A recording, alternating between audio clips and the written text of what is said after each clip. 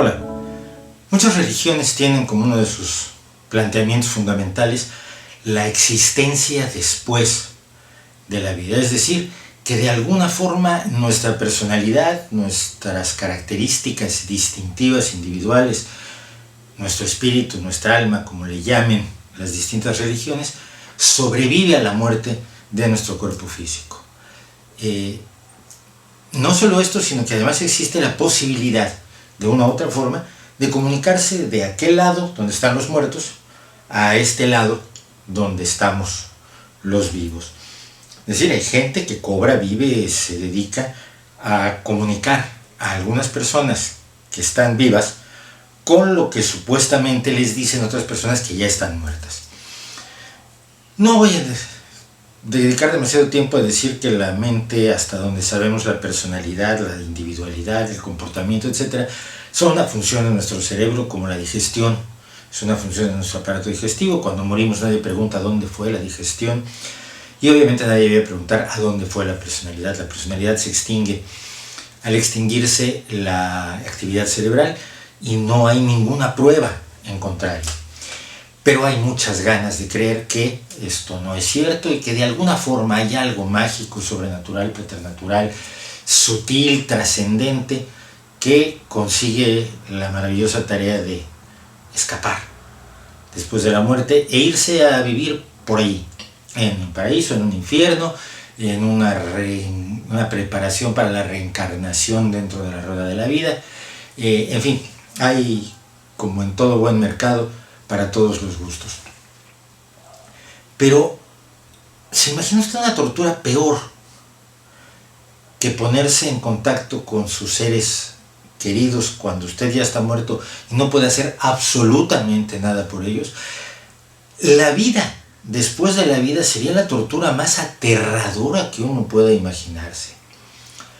Imagínese usted muerto viendo a sus hijos sufrir graves dificultades, viendo a sus seres queridos padecer lo que padecen todos los seres humanos y lo que a veces excepcionalmente padecen algunos: ataques violentos, humillaciones, hambre, tortura, dolor, accidentes, y no poder hacer absolutamente nada.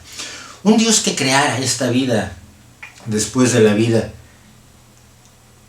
que le permitiera a usted saber lo que pasa en el mundo con las personas a las que usted quiso, pero que no le permitiera intervenir, porque hasta donde sabemos no se interviene, me parece uno de los dioses más crueles que podemos imaginarnos.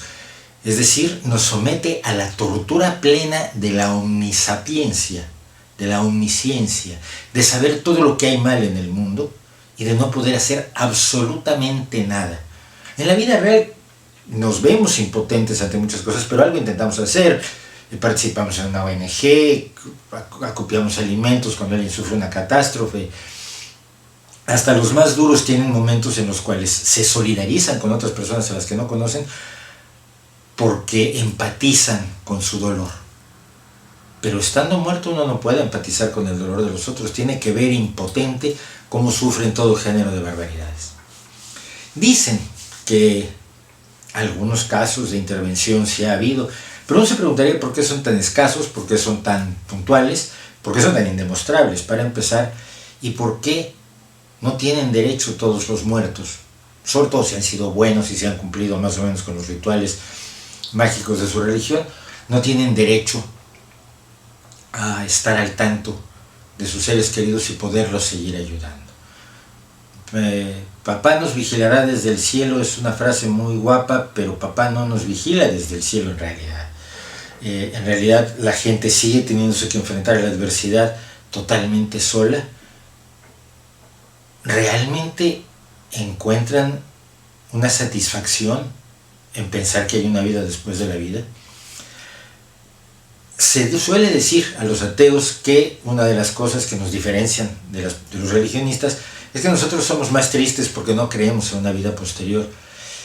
Yo creo que no hay nada más triste que una vida posterior planteada en esos términos. ¿Qué nos volvemos? ¿Siervos de un Dios al que solo contemplaríamos? ¿Espectadores de la tragedia humana sin poder participar en ella? copartícipes del dolor de los nuestros sin podérselos trasladar en alegría, ¿qué clase de espacio cruel de tortura sería la vida después de la vida pensada en esos términos?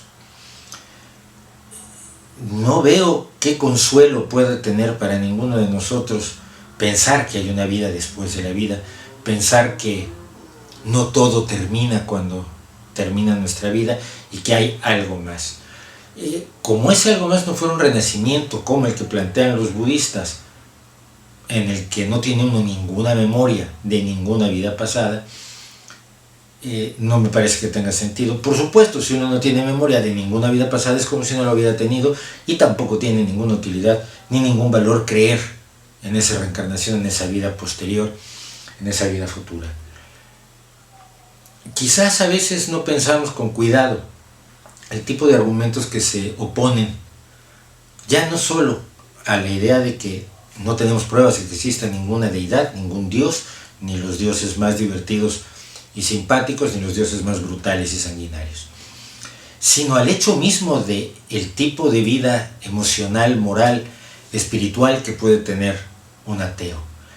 Creo que quienes ven como única forma de ser felices, de ser espirituales, de disfrutar el arte, de disfrutar la vida, pensar en los términos de la religión,